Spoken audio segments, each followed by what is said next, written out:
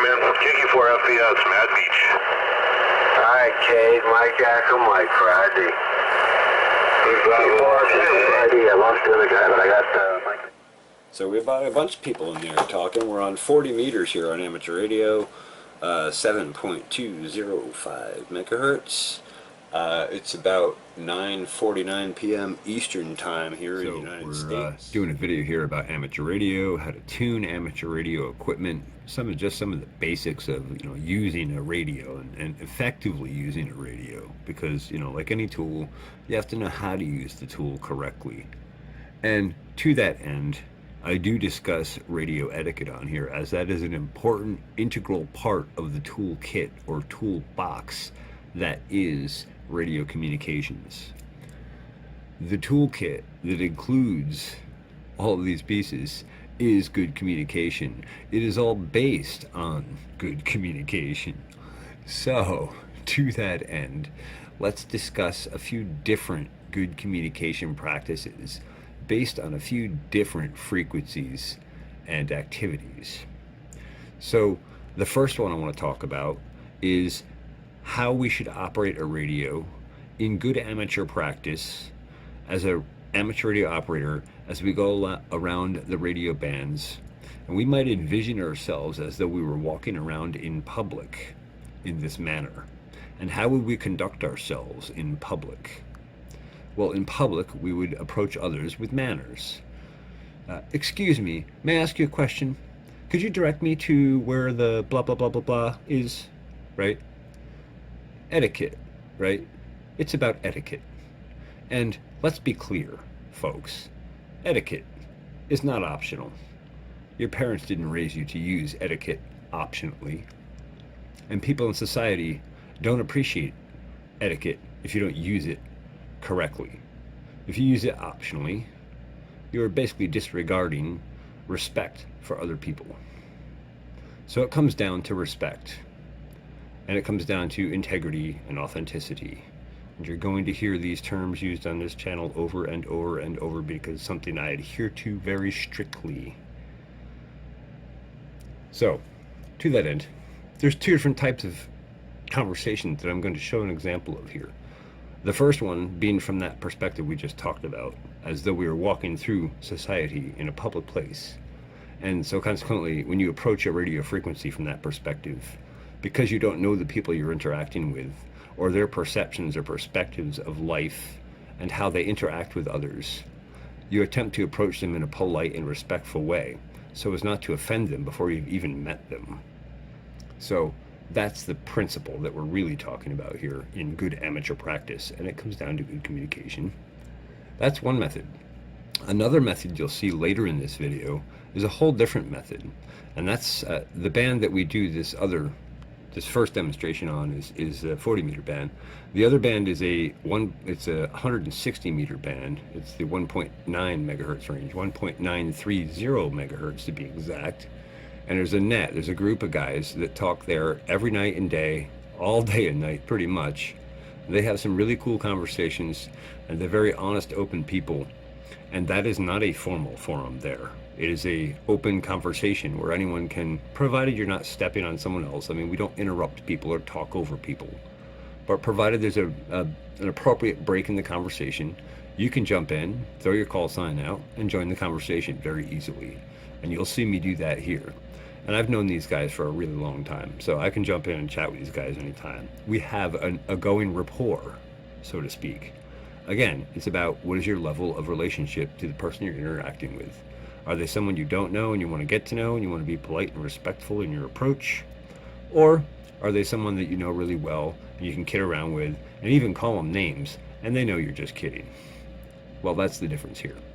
So I just want to distinguish the difference between the two and why you see me have two different amateur radio practices, but they are both in alignment with the frequency and the people that I'm interacting with. It was down on the 160 band, 160 meters. That's the 1.9 megahertz band, basically in that range.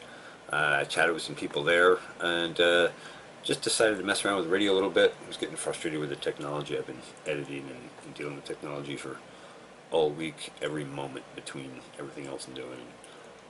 I needed a break, and I just saw the radio here, and I was like, yeah, you know what, let's tune around. So I got to talk to some old friends, recorded some of that, I'll share some of that, and I figured I'd get the camera out and see what else is going on, see what the other bands are doing. My friend Dave and I are going to go spend some radio time doing something called PODA tomorrow. That's Parks on the Air. Well, I'll tell you more about that tomorrow. In fact, I'll have him explain it to you. And actually, Steve Bolser, K2GOG, was on my podcast, Comrades in Farms, a while back, and actually he talked about PODA, which is Parks on the Air, and SODA, which is something else. And then there's an Islands on the Air that they did. There's a bunch of cool stuff like that where they do kind of sort of link expeditions and parks and all that kind of stuff together with amateur radio and make it a communication network out of it. Pretty cool hybridization of the stuff.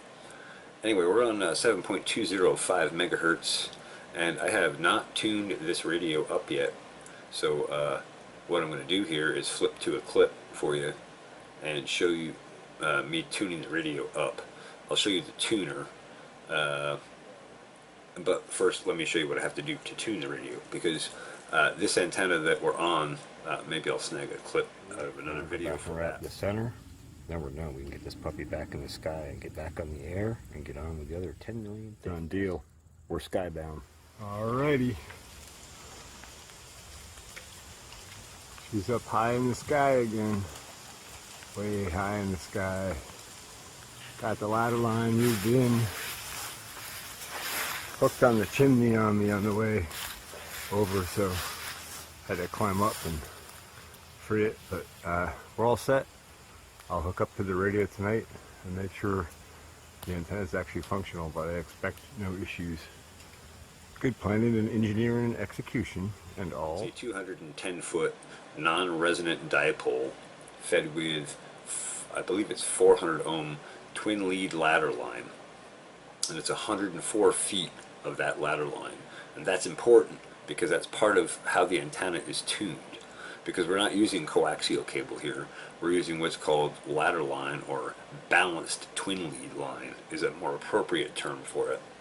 And the reason I'm using that instead of coaxial line is because when you use balanced line, you can actually send a balanced signal up that twin lead line that doesn't leak out of that line as easily as radio frequency energy will leak out of coaxial cable. See, it's a different approach entirely to transmitting energy across a transmission line to an antenna. So what we're effectively doing, if you want to relate this to cars, is our radio is the engine, okay? This is our power plant, and we need to transmit the power that it produces to the wheels so we can move our vehicle down the road, so to speak. And our wheels, in this case, are the antenna. And so to do that efficiently, what we have to do here is convert the 50 ohm output that's coming out of this radio. It's an impedance. It's a very complex topic, so we're not going to tear into that. But basically, you're putting out a 50 ohm output, and you want this radio to see its output as 50 ohms, regardless of what the antenna's impedance actually is. And in this case, I think this antenna's impedance is somewhere in the 2,000 ohm range, if I remember the calculations correctly. My friend Jay actually helped me design this antenna, and God forbid I can't remember his call sign now, but I will throw it in here because Jay's cool, and I actually have a picture. Jay came and visited me on my farm, at the old farm, and we actually have a picture together, and I'll share that picture because it was really cool that he came to visit me. Anyway, he's a really intelligent guy. He's a retired engineer, and he helped coach me about ladder line and antenna design, and I learned a tremendous amount of information from that dude. So amateur radio has brought me a lot of engineering and technical information in my life, and a lot of engineering and technical people, and access to technical people like you wouldn't believe. I've talked to like NASA scientists and all kinds of crazy people on a ham radio. It's pretty cool. Alright, without further ado, so we transmit our power out of here, and then we go to an antenna. If our radio is putting out 50 ohms and our antenna is roughly in the 2,000 ohm range, how do we convert that? Well, there's a couple of pieces to that. One piece of that is this device over here. This is called a tuner. This is an antenna tuner. And what it does is match the load of the antenna. It matches the load of the antenna against the radio. So the radio is trying to put out 50 ohms, and the antenna is at 2000, and this tuner basically acts as a transmission and transaxle all in one, right? So effectively we come out of the radio and into the tuner, and then out of the tuner into the ladder line. Now on the back side of this, maybe I'll grab a snapshot of that for you. We have a coaxial cable coming in and a ladder line coming out. So 50 ohms in, and it goes to a transformer, and then we have these knobs basically control different pieces of the puzzle of the electrical equation, right?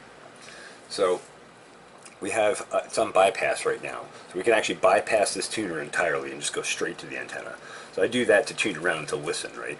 But once I pick a frequency, like say 7205 I want to go on, and I want to tune up on it, first thing you have to do is go from 7205 at least 2.5 kilohertz down below, and preferably 3 to 5 kilohertz below any frequencies that are in use, below or above, appropriate to the band and all that sort of stuff. That's a whole nother conversation. But basically what we're trying to do is go off frequency from where people are having a conversation and tune up, and then come back on that frequency, so that we're not transmitting, while we're tuning up, a really annoying tone on top of their conversation. And so that just comes down to good amateur practice, right? Like, it's basically about respecting other people and respecting their ears. If you've ever heard someone tune up in the middle of a conversation, especially if you're working with a weak station, you got the volume turned up a little bit, and somebody comes in with a loud tuner over you, man, it really hurts your ears. It's like the most impolite thing you could do. It'd be like walking into somebody's living room and blowing an air horn. So this is a tunable capacitor, and these are basically tunable inductors. Inductors and capacitors. They're blends of those combinations, and in using those blends of combinations we can adjust capacitance and inductance and actually change how that transmission is seen by the radio, and let the radio think that it's seeing 50 ohms, and let the antenna think that it's seeing 2000 ohms. So we basically just tune up. So we flip the tune, and I'm going to set the radio right now, so hold on, I got to get into the batteries. WWV on 10 megahertz.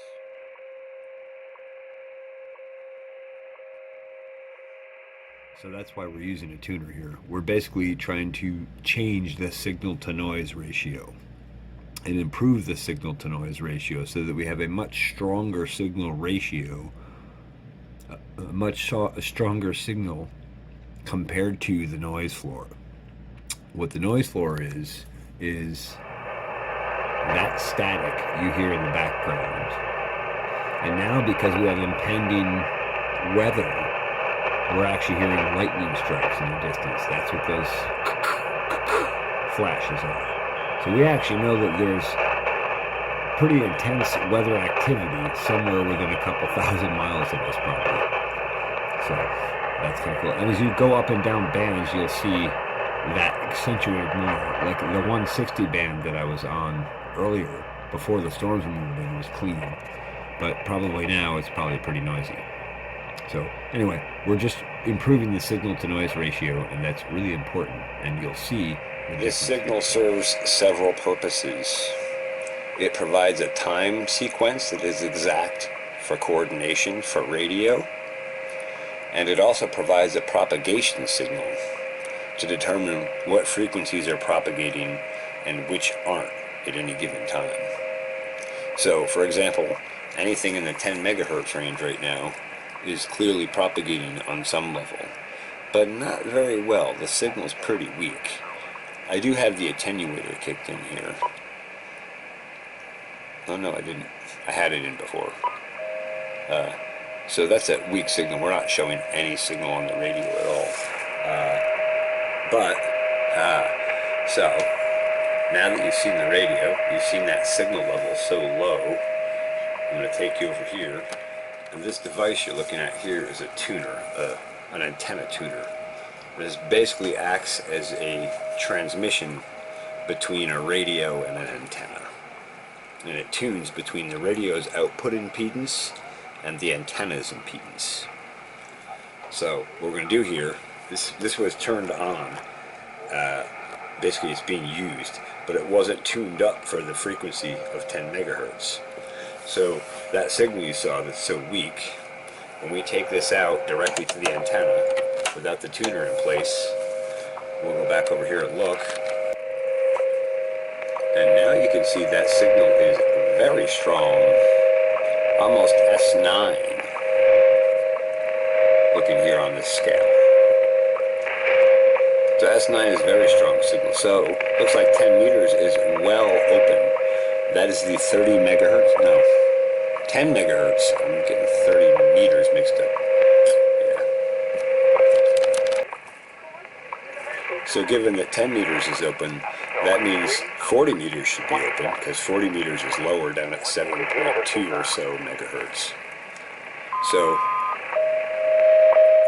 let's go down there, where we have privileges. Doubt there, no doubt.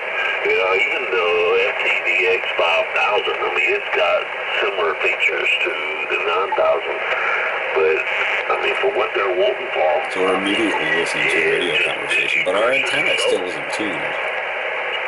Yeah, I mean, you buy an acre of land. But let's watch these signals for a minute. You put up, you know, whatever, but yeah, the cost of that radio is the equivalent of 1 acre of land in Florida. Yeah, I wish it was the equivalent of an acre of land up here in Alabama. Well, I'm talking about central Florida. You can buy an acre of land on the coast. Geez. Yeah, I don't know. But anyway, you sound really good, man. Your signal's like booming in here, almost 25 over.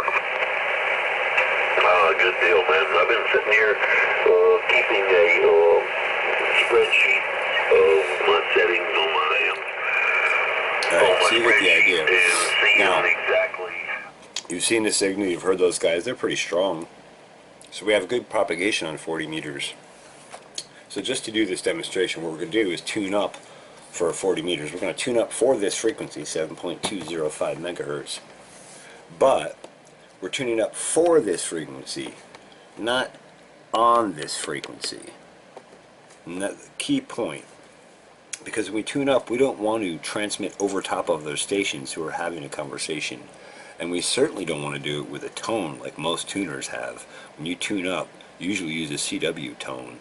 I personally don't do that. I use a RTTY mode, radio teletype mode, which is also a continuous wave mode. But at the end of the day, it'll blow somebody's eardrums out, and you're interrupting their conversation. It's basically like walking into their living room and blowing an air horn in their ear. It's kind of not so nice. So it's bad amateur practice. So good amateur practice, we go, alright, let's go down to, say, 7202. See if that's clear. We're still in their band, though. We're still tuning. Oh, now we got somebody there.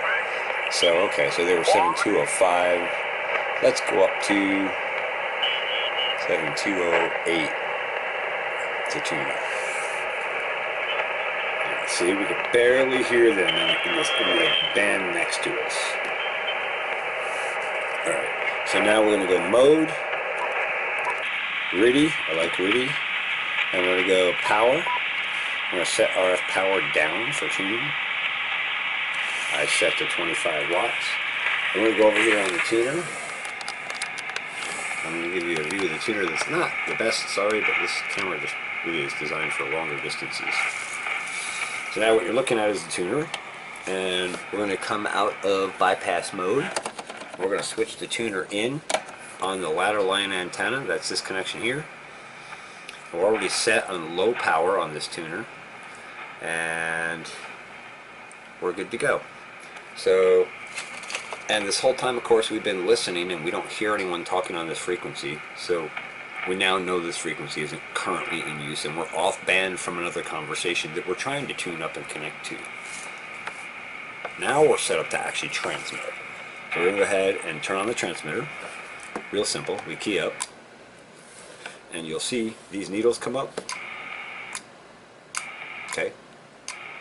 And what I'm going to do actually is I'm going to switch the camera angle so you can see these needles better, because you'll just see me moving these knobs to tune it, but the needles are what's going to tell us when we're actually tuned, and I'll explain that as we go.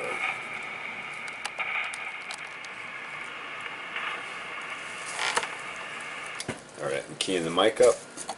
Now you see the needles go crazy, and now I'm going to tune until we find a spot where those needles don't go crazy. What we're looking to do is transmit all the power that the radio produces forward to the antenna, rather than having it come back like it is right now and reflect back down the line to the tuner, and consequently the radio, the station, and everything surrounding you. You have a lot of reflected power. You're not conducting where it's going. So what you're seeing here is, as we come into tune on this frequency, you see how the SWR over here is dropping dramatically, and it's a very, very small amount of movement on this knob to make that change as we go down. And we get down to a point where we can't seem to get it any lower, and it starts to go back up the other way. That's where we want to stop with that knob for now. So then we're going to come over to the other knob, because the first thing we want to do is get this transmitter cleaned up and feeling a little better about itself, right? So now we're down to an SWR that sits around 1.3 to 1. Most people would be pretty happy with that. I like 1 to 1. So we're going to go back over to the antenna now and tweak with that and see if we can't get this down a little lower. Yeah, that's pretty nice. And then we'll go back to the main knob and roll back and forth a little bit and find a lower spot. Yep. Then we'll go back to the transmitter again and see if we can't tweak even a little lower. Just a little lower. That's pretty nice. We're almost down to 1 to 1 here. And then we'll go even a little more. Oh my, look at that. We're holding just about a 1 to 1. So that's pretty nice. I'll take that. Now let's go back and look at the radio and listen to that conversation at 7205. We're tuned for only a few kilohertz off, so we're pretty close to tuning that actual frequency we want to be on. Alright, if you recall, we switched out to RIDI, so we're going to change modes back. Whoops, we're also on RF power low. We're going to push our RF power back up to high. And then we're going to go to mode and change out to lower sideband, because anything below 10 megahertz is lower sideband. And then we're going to tune back down to that frequency that they were chatting, and you're going to see how much stronger those stations are. And I had no power at all. Look at that. Nothing, it wouldn't even turn on. Solid S9. So I got a quick fix. And pretty clean. Up at Despite some pretty good static in the air tower. Right now. I think you might know who it is. To fix his amplifiers. He went up and I waited a few hours and he converted I got 765, guys. 765. He converted it from normal power to 12 volt. That's what I'm using. So got it on the air this evening. Drove home.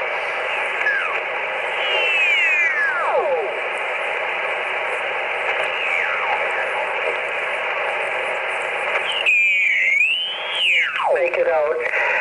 I can hear him in the background, but I couldn't make a contact with him. Go ahead. Okay, no problem. Hungary. Let's see. Hotel Alpha 9. Hotel Alpha 9. That's it. Then I put the RIT on, went down lower in frequency, and you sounded a little bit better. I don't know if you tried that matter. So finished audio is you listen to it with the RIT on slightly lower, like 1 moment. Vladimir again. Alright, well that frequency is very busy, and I'm only running 100 watts, and I'm running an antenna that is not oriented vertically, so that takes about, I think that's like 50 dB on the HF bands. It knocks off on me right off the top, so it kills a lot of my ability to get in What I should do is put up a vertical antenna for those higher frequencies. And do some An Amish guy for one of those raids with the guns and all, because he was selling fresh milk. Yeah, the government has a hard-on about that kind of stuff. I understand that, but it doesn't matter. I wouldn't drink it unpasteurized. I'm gonna make a hot chocolate out of it. So I don't worry about that.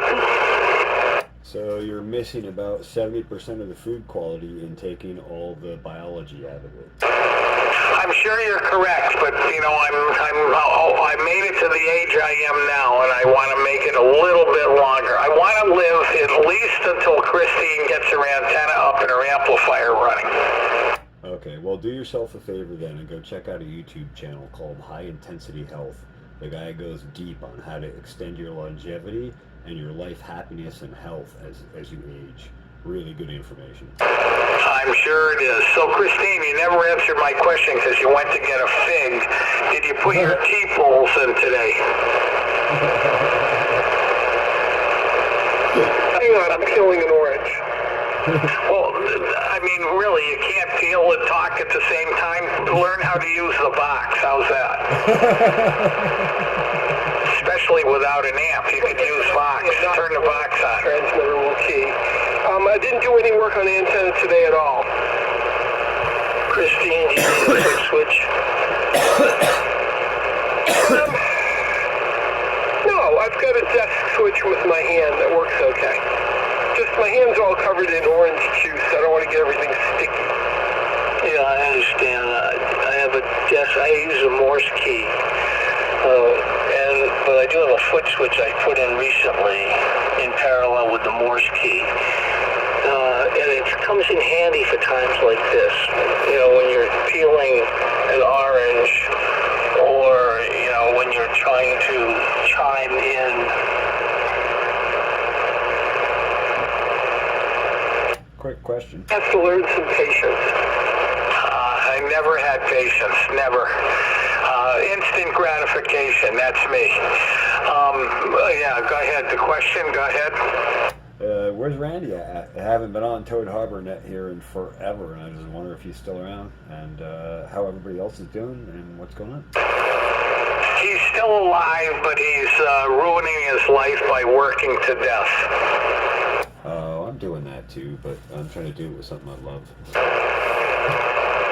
Well, that's what he claims too, but somewhere along the line, you got to draw the line, Yep. Actually, that's what put me on the radio tonight. I was just sick of frustration with technology, and I just shut the computer off, and I was like, you know what? I haven't been on the radio and just shot the crap in a while, so I'm going to see what's going on. And I figured I'd see what Toad Harbor was up to. You guys are always talking about something cool.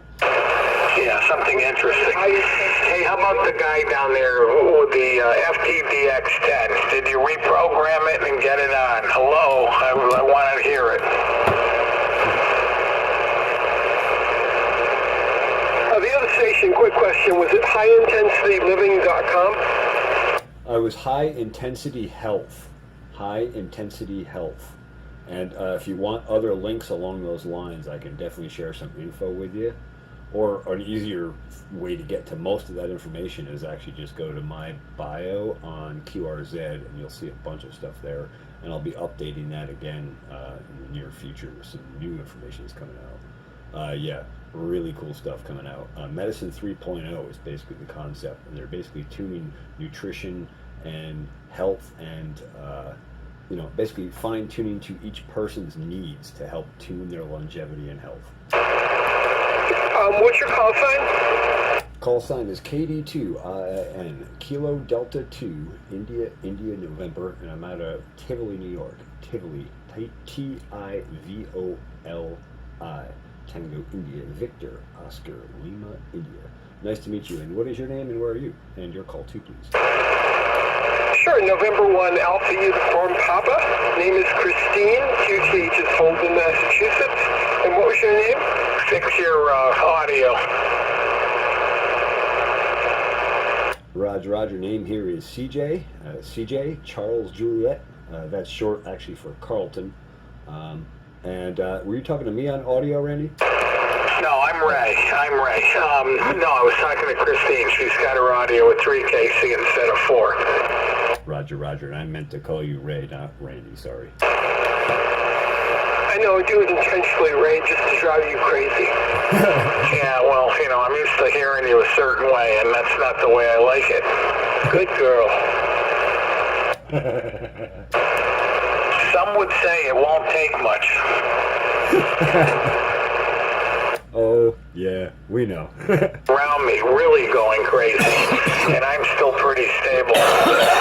Well, I could switch to the MC60 and really drive you nuts. Yeah, that's great. After you spent all that money on that good radio, you sound like Kim out at the Cape. You know what I should do? I should get out my old D104 and plug it in, but you'd really love that.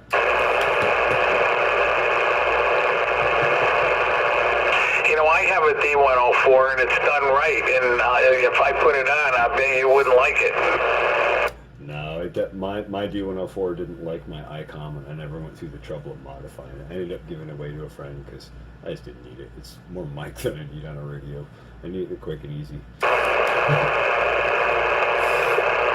Hey Ray, can you get those D104s to sound decent, or are they just completely wasted? They can sound really nice. I'll put one on and let you listen. If you put your audio back to 4KC though. Those D104s, I've heard them sound really nice if they're set up right, for sure. They can put out a real nice signal, but they can sound crappy too if you do them wrong. Yeah, I actually own one.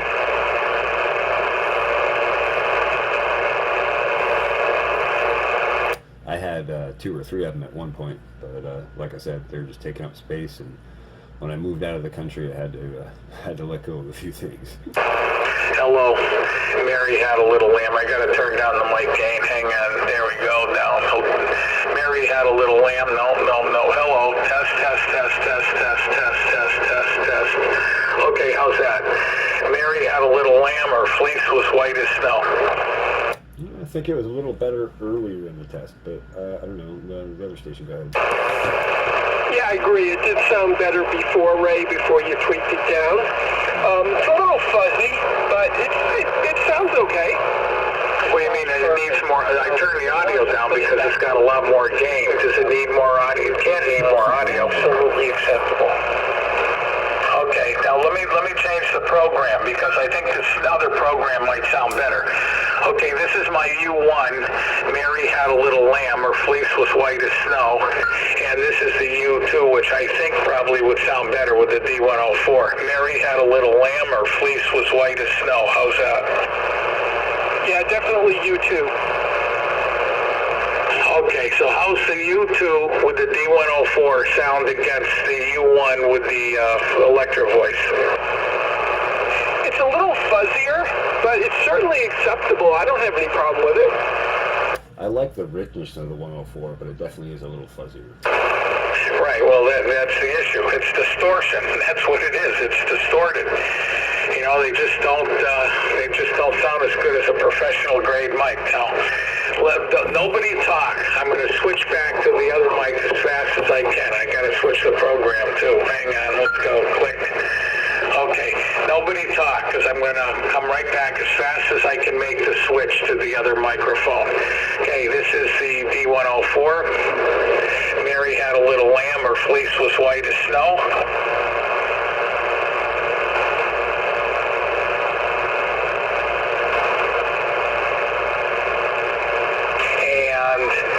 Mary had a little lamb. Her fleece was white as snow. How's that? Yeah, definitely cleaner on the second. I think you need to turn down the 27. It's a little hot, but it's not fuzzy. It's crisp and clean. D104 was not horribly bad. And I would agree, the 27 or whatever is a little hot still. Yeah, everybody always says that, and I have it set just like Bruce. Okay, I turned it down to the mic gain down to 25. Is that any better? That's beautiful. Yeah, I'd leave it there. But your spectrum, Ray, looks identical from D104 to the 27. It's just the symbiance of it, you can't beat it. What radio are you running, Ray? I'm running a Kenwood 890 with an RE27ND microphone. A Kenwood 890 with an RA27. You going in any power, or what sort of antenna array? What sort of stuff you got on the the output side? I'm running a Sigma 3000D linear amplifier, which is a pair of 3500s, into a half-wave dipole fed with a 4-inch spaced open wire feed line. There you go. That is awesome. Right, we don't do anything Mickey Mouse here on the world-famous Toad Harbor net. No, you don't. And lately I'm appreciating that sort of thing even more. Really sick of lack of excellence. I want to seek more excellence. So great to come back here and be refreshed and find that you're still pursuing excellence every day. Fantastic, Ray. KB2IIN, Tivoli, New York. Bruce, what do you use? Where's your mic gain set, Bruce? Processor out, it's at 30. Yeah, see, mine's that's where I normally run mine, but now it's at 25. Yeah, you have such an excited voice. You need to back it off a little bit. Okay, well, I'm down to 25, so I'll leave it there. Yeah, it's that little girl voice that gives him away every time. I guess. So Ray, regarding amplifier stuff, if this Kenwood puts out, how much does it put out on CW? I don't know. I really can't tell you because they're very rare that people have those. And then if they have them, they have to have a really good watt meter to really tell. I'm guessing that'll put out 1,000 watts in CW and 1,200 on SSB. Okay, so does that mean that, so 100 watts drive gives you 1,200 watts sideband output? So does that mean if you put out 50 watts from the Kenwood, you'll get 600 watts? Supposed to be limited. Well, it depends. Yes, basically you'll get about half the power. It's gonna, the lower you go in drive, the higher average you're gonna get. So it'll be a few percent different. But basically, if you were putting out 1,000 watts in CW with 100 watts of drive, and you drop it to 50 watts, it'll be 500 watts. Yep, and that's why they called it a linear amplifier, because they're trying to give you a linear power scale to work with. But he's right, it does vary based on input, and gain does go up as you reduce total power output. So that means I could run the amp with a power output from the Kenwood at 20. That would give me 200 watts out and be safe for the antenna.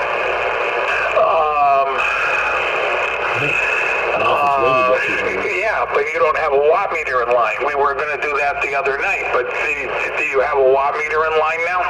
But wait a minute, is that rated at 200? No, wait. Well, don't get involved in this right now. It's too hard to explain. Did you get a watt meter in line? No, not yet. Yeah, the explanation is I have a Wyndham antenna, Carolina Wyndham, and it's fed with LMR 400, but the radiating stub is RG58, and I have a 4-to-1 balun, which I have no idea what the power rating of the balun is. So there was some concern if I ran very much more than 100 to 200 watts, I'd blow up the antenna and possibly blow up the amp, which I don't want to do. So I'm waiting to get the new antenna built.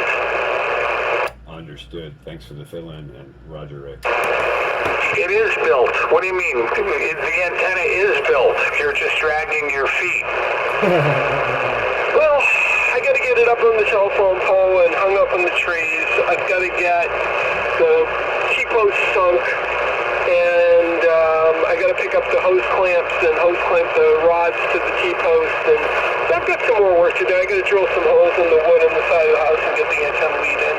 Excuses. Well, you don't need the, you got cable ties. Use the damn cable ties instead of the hose clamps.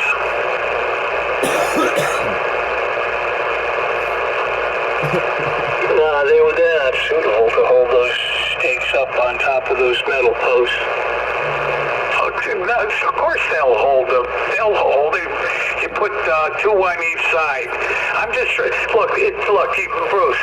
You don't understand. She just wants an excuse to be able to go tomorrow. She has to drive out and get some worm gear clamps, and that gives her another day. She doesn't have to put the antenna up. I have a job. I have animal chores to do twice a day. I have other responsibilities. It's like, got to fit everything in. I'm trying to get my taxes done. So give me a break. You a farmer too? Yeah, I have a rescue with some animals I take care of. Ah, cool. You got until April 15th for your taxes. Don't you wait until 12 o'clock at night on April 15th? No, I'm trying not to do that because it pisses off my accountant. Oh, okay. Well, some of these people they have a party and they go to the post office. There was a post office in Springfield. It used to stay open on April 15th until 12 o'clock at night. And there'd be a big party going on and they'd all walk in 5 minutes too. That's hilarious. I'm glad I got mine done already. Bruce, the amazing thing is that you do your own. I'm so impressed. Well, anybody can do it. TurboTax makes it pretty easy.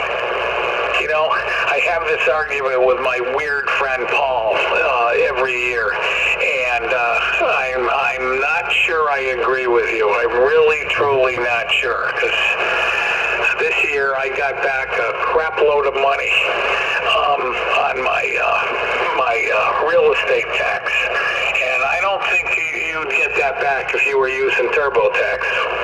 Oh, yeah, you do. Okay, if you say so. If it's written in the law, the program will reveal it as long as you go through the procedures properly. Okay, well, I believe you, but I think it's a state-to-state thing, isn't it? Would it pick it up if it's one state does it and the other 49 don't? Their software is incredible. TurboTax and H&R Block are both. It's amazing what they can do. To answer your question, Ray, yeah, the states, they deal with the individual state forms as well. They have to. Okay. They have to. That's part of filing taxes, right? You got federal and local, or federal and state, right? So, yeah, they kind of have to integrate to it. And I was surprised, too. I was like, I don't know if I'm going to get screwed doing this, and I actually did pretty good, so... Yeah. Oh, I used to do it long form with the forms. And then TurboTax came out, so I don't know, I've been doing it with TurboTax probably for 10 years now or more.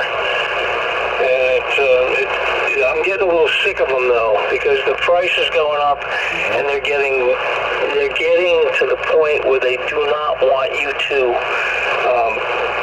load the software. They want you to do it online and file electronically, and I refuse to file electronically.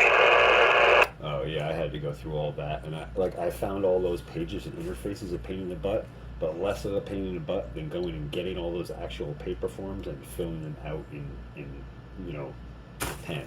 So I don't know. Yeah, none of it's fun. Honestly, I'm at a point where I'm like, maybe I just go to an accountant and pay the $400, and I really don't care. I just want to. Here's the paperwork, and let's be done with it. Well, the thing is, you have to figure it all out to give it to the accountant anyway. So why not just do the entries yourself? Well, that's true. That's true. Yeah, I don't know. It's no fun. That's why. Because it's no fun. None of it's any fun, and I resent it. How much is TurboTax every year? Accountants will look at my numbers, and if they're any good, they'll figure out if they're okay, or if, you're claiming, $10,000 for this deduction. Hopefully the accountant will look at that and say, the IRS is probably not going to go for that, cut it back, or that's perfectly fine, file it as is. So that's what you're paying the accountant for. Yeah, they have a better layer of granularity and the ability to understand, which is the better option for sure. So I don't know. Yeah, that's no fun. It's no fun. But hopefully we get some money back. But it would be better if they would stop spending it stupidly, wouldn't it? Yeah, look, the compliance is ridiculous. You know, they've got to simplify it. If you make $1, you send in a dime, no matter who you are. Bruce, how much is TurboTax a year? This year, for me, with the business, it was $140. Okay. And last year was like, I don't know, $95. It goes up ridiculous every year. That's cheap for a business, though. Is the business personal or is it a corporation? It's just as proprietorship. I bet you'd pay a lot more as a corp. Oh, I had to go get an accountant because I could never make it balance my book to what the corporate account, the filing books. I never could make them come up, so I had to go get an accountant. Yeah, I filed for two businesses and just married filing jointly. I file a Schedule F and a Schedule C for the businesses. Bruce, do you deduct mileage? Yep. Okay. Well, no, actually, I have to put in a mileage figure. Well, I meant for how much you walk every day. Oh, yeah. They don't have a question for that. Okay. I walk 3 miles a day, so I get $1.50, 50 cents a mile. There's a better way to do that, Ray. If you log how much you walk a day, and you figure out how much your monthly food bill is, you can prorate it against how much you walk a day, and write off against all the food you burn to get where you're going, right? I'm sure. Yeah, I'm sure. There's somebody tuning up in here now. Wow, that's interesting. I went off frequency to tune up. Right. Well, most people don't know how to use their radios because they tune up in the passband. That shouldn't be doing that. No. Their lids. Yes, you're right. Well, Bruce, how many people, in all honesty, Bruce, how many people know how to use their radios? 1 in 50. Are the odds that good?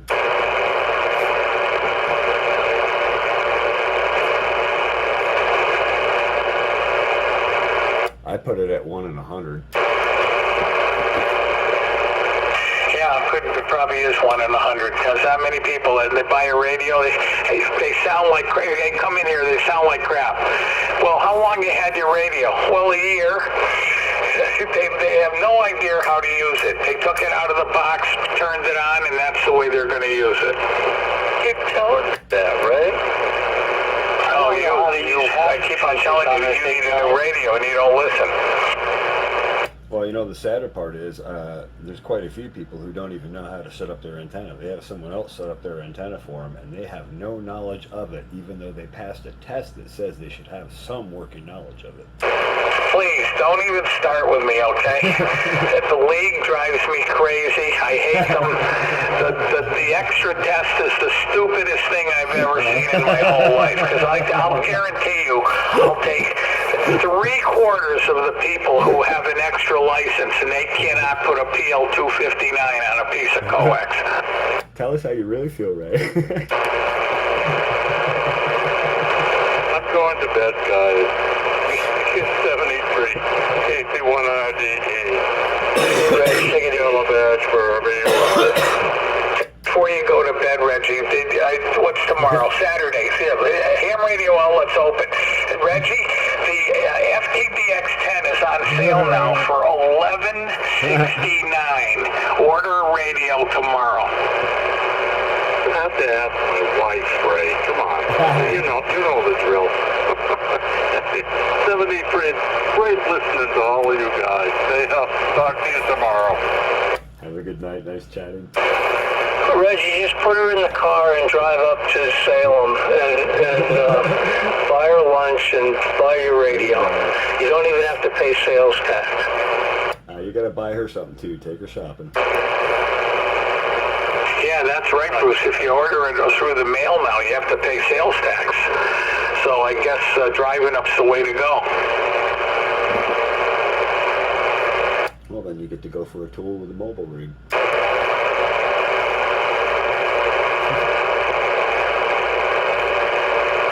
All right, gentlemen, I'm going to jump out too, but it's good chatting with you. It's good to catch up with you. Glad to hear this this Toad Harbor net is still up and strong, and I'll be back to chat more regularly for sure now that I'm back in the country and back in the area, and I know you guys are still around. Good to hear you on the air again, Ray. Nice to meet you other guys out there. I look forward to chatting with all of you again soon. Cheers in 7-3s from KD2IIN. See you later. See you later, Katie. One Mountain Whiskey.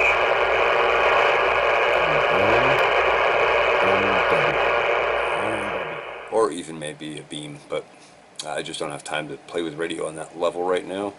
But at some point in the future, if I have time, I definitely plan to, because I love building antennas. It is such a fun experience and project to tackle when you have the knowledge and tools to do it. So I hope you found this interesting or informative. I hope you'll take an interest in amateur radio and go get your license and learn how to actually use a radio and build an antenna and actually get involved in the technical aspect of it and really use it to your fullest ability, because it's a very powerful tool if you know how to use it. I'm going to demonstrate that to you this year very well. Alright, that's it. Thanks for watching the Pharmacy Seeds Network. Don't forget to like, share, and subscribe if you haven't. Thanks for watching. Cheers. And hey, maybe I'll catch you on the air. 7-3s. KD2. IIN.